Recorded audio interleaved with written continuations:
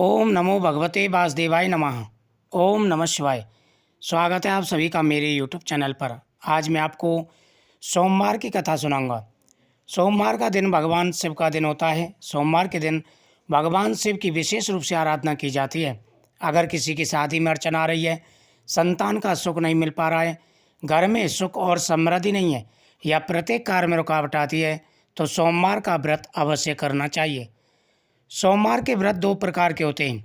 सोमवार के व्रत दो प्रकार से रखे जाते हैं, एक 16 सोमवार और एक सादा सोमवार। 16 सोमवार में संकल्प के द्वारा व्रत रखा जाता है और बीच में व्रत नहीं छोड़ा जाता। सादा सोमवार में आप बीच में व्रत छोड़ भी दें, कोई परेशानी नहीं आती। पूजा विधि दोनों की एक जैसी होती है। सुबह भगवान शिव का अभिषेक करें, उसके बाद भगवान को पुष्प चावल समर्पित करें, खीर का प्रसाद भगवान को समर्पित करें, माता पार्वती को श्रृंगार चढ़ाएं, भगवान के सामने संकल्प करें और फिर सोमवार की कथा का श्रवण करें। प्राचीन समय की बात है, एक साहूकार था। साहूकार के कोई संतान न होने के कारण बड़ा दुखी रहा करता था। साहूकार प्रत्येक सोमवार को भगवान शिव की पूजा करता और भगवान शिव से प्रार्थना करता कि हे प्रभु, आप मुझे संतान का सुख प्रदान करें। काफ़ी समय पूजा करते हुए हो गया। एक दिन माता पार्वती ने भगवान शिव से कहा कि हे प्रभु, यह साहूकार काफ़ी समय से आपकी पूजा कर रहा है, आपको इसकी मनोकामना अवश्य पूरी करनी चाहिए। भगवान शिव कहने लगे, हे देवी, यह संसार कर्म क्षेत्र है। व्यक्ति जैसा कर्म करता है उसी प्रकार से उसे फल की प्राप्ति होती है। यह संतान सुख के लिए पूजा कर रहा है, लेकिन इसके भाग में तो संतान का सुख है ही नहीं। भगवान शिव की बात सुनकर के माता पार्वती ने कहा कि हे प्रभु, जब इसके भाग्य में संतान का सुख नहीं है तभी तो आपकी पूजा कर रहा है, आपको इसकी मनोकामना पूरी करनी चाहिए। आप तो महाकाल हैं, सभी की मनोकामना पूरी करते हैं। भगवान शिव ने कहा, हे देवी, ठीक है, मैं इसे एक पुत्र प्राप्ति का आशीर्वाद देता हूँ, लेकिन वह सिर्फ 12 साल ही जीवित रहेगा। साहूकार ये सारी बातें सुन रहा था। साहूकार को ना तो ज़्यादा दुख हुआ और ना ही प्रसन्नता हुई। वह पहले की तरह भगवान शिव की पूजा करने लगा और करता रहा। कुछ समय के बाद में उसकी पत्नी गर्भवती हुई और भगवान शिव की कृपा से एक सुंदर पुत्र पैदा हुआ। उसका नाम उन्होंने सत्यम रखा। सत्यव्रत उसे बोलते थे। और उनकी माता और नामों से भी पुकारती थी।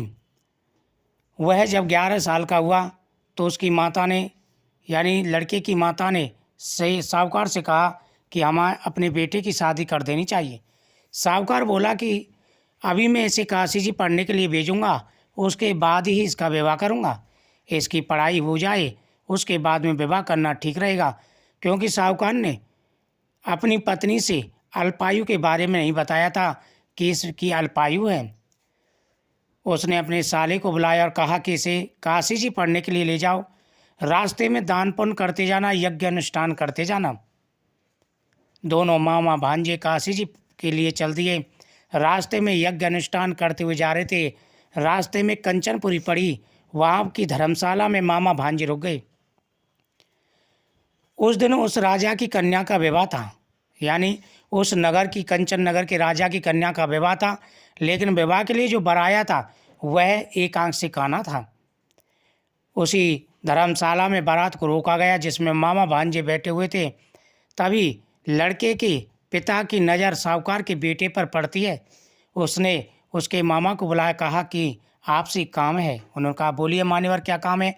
मैंने आपके साथ जो लड़का है उसका विवाह करवाना है और इसके बदले में मैं धन भी दूंगा, क्योंकि मेरा बेटा विवाह करने के लिए आया है और वह एक आंख से काना है।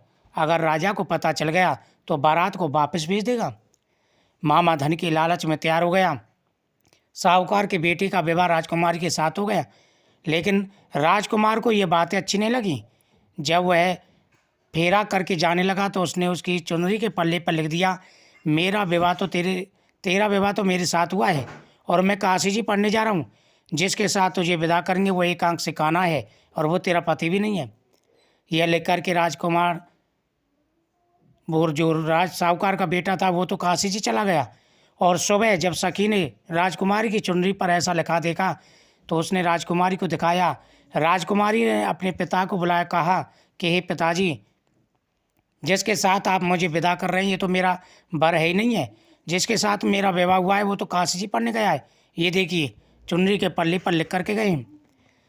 राजा ने साहूकार के बेटे की जब लिखावट देखी तो उसने राजा के लड़के को बुलाया और उसके हाथ से लिखावट करवाई।